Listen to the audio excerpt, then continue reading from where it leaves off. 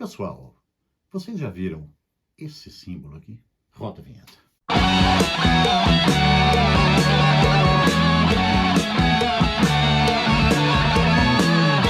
Muito bem, pessoal. Saudações pesadas a todos. Este é o Peso do Dia, chegando com mais um papo legal aqui sobre rock and roll. E esse símbolo que eu coloquei aqui para vocês é o símbolo do Rock in Rio. E hoje nós vamos falar sobre esse festival que embalou e agitou muito o rock and roll aqui em terras tupiniquins. Mas antes, peço para você que se inscreva no canal, gentilmente, vai lá, faça sua inscrição, dê seu like, que vai ajudar muito o canal a crescer, para a gente continuar aqui falando mais de rock and roll na nossa vida, beleza? Muito bem, pessoal, o Rock in Rio, para quem é mais das antigas, se lembra bem do primeiro, nós vamos falar aqui hoje do primeiro Rock in Rio, que aconteceu em janeiro de 1985. 10 dias de festival que foram realizados lá no Rio de Janeiro, lá em Jacarepaguá, num lugar que eles construíram lá e denominaram de Cidade do Rock. Muito bem, moçada. Isso aí foi um avanço muito grande aqui para o Brasil, porque em 85 era muito difícil pintar algum show internacional de importância e de relevância aqui no Brasil. E de uma hora para outra, veio assim uma torrente, uma enchente, uma enxurrada de coisas muito legais aqui e outras nem tanto, tá? Mas aí, ó, foi um sucesso o festival e teve outras edições, várias outras, e nós vamos falar mais para frente das outras. Mas agora vamos focar na primeira. Como é que foi a ideia disso aí? Como é que isso aí surgiu? Bom, voltando a dizer, o Brasil sempre foi, né, até então, muito fraco de negócio aí de shows internacionais. Surpreendentemente, em 74, a tia Alice Cooper chegou a dar alguns shows aqui no Brasil, mas depois sumiu tudo, né? Em 81 veio o Queen, tocando lá no Morumbi. Em 83 passou por aqui o Van Halen, sem muito alarde, e o Kiss. O Kiss já chamou um pouco mais atenção, como nós vamos dizer logo a seguir. Mas então, esses shows acabaram chamando a atenção de alguns promotores, principalmente um cara que organizou um show em 1980 que não tinha nada a ver com rock, na verdade era um show do Frank Sinatra, aquele cantor dos Estados Unidos, que é muito conhecido, né, e que fazia muito sucesso. Frank Sinatra veio para o Brasil em 1980 e se apresentou no estádio do Maracanã. E o público foi muito grande. O público girou em torno de 175 mil pessoas, o que despertou o interesse, né, por parte dos promoters, que poderia haver alguma chance do Brasil sediar aí grandes shows, né? Mas o tempo passou, né, nada aconteceu, até que o Kiss deu 3 shows no Brasil em 83, em 3 grandes estádios de futebol também. No Mineirão, em Belo Horizonte, no Morumbi, em São Paulo, e também no Maracanã, mais uma vez, no Rio de Janeiro. Então aí ficou claro, com muito público nesses shows, que o Brasil tinha potencial. Então foi idealizado esse festival aí durante os anos de 83, 84, para que ele estourasse em janeiro de 85. E aí, pessoal, é assim, sabe? Teve muita coisa legal, mas teve muita coisa que nada tinha a ver com rock, tá? É claro, ó, nós não vamos aqui falar mal de nenhum gênero musical, certo? Porque é assim, toda música, a música é deleite, né? Música é entretenimento. Então toda música tem seu valor, tem seu público, para quem gosta é sempre um prazer. Então se a pessoa não gosta de rock, mas gosta de outra coisa, essa outra coisa para ela é muito bom, tá? Porque vai te trazer prazer, vai te trazer satisfação. Então toda música tem seu valor, todo músico tem seu valor. Então, aquelas atrações que nada tinham a ver com rock, elas eram de qualidade, mas o grande problema é que, assim, elas estavam deslocadas ali no espaço, porque um festival chamado Rock in Rio era para ter bandas de rock. Tinha, mas tinha coisa que não tinha nada a ver, tanto do ponto de vista nacional como internacional. Artistas assim como Ivan Lins, Gilberto Gil, o Jorge Benson, Al Jarreau, artistas bons naquilo que fazem, mas que não eram artistas de rock. Mas tudo bem, estavam lá, tá? Mas em se tratando de rock, né? Tinha coisa muito boa pra gente também. E muitos caras, assim, que estavam na ponta dos cascos aí no começo de 85, né? Meados dos anos 80, e que vieram para cá e que foi uma surpresa muito grande para todos nós a presença deles aqui.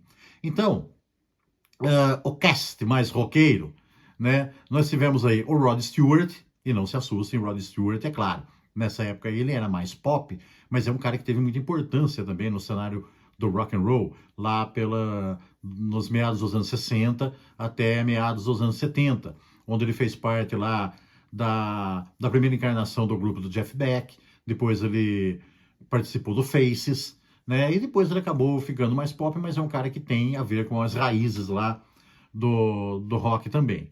E aí teve o Yes até surpreendeu bastante de chegar aqui, porque, como eu falei que a turma estava nas pontas dos cascos, o Yes não estava muito, não, sabe? Ele estava voltando, se recuperando de uma fase meio difícil, mas deu um show fantástico, espetacular, repertório não faltava, né?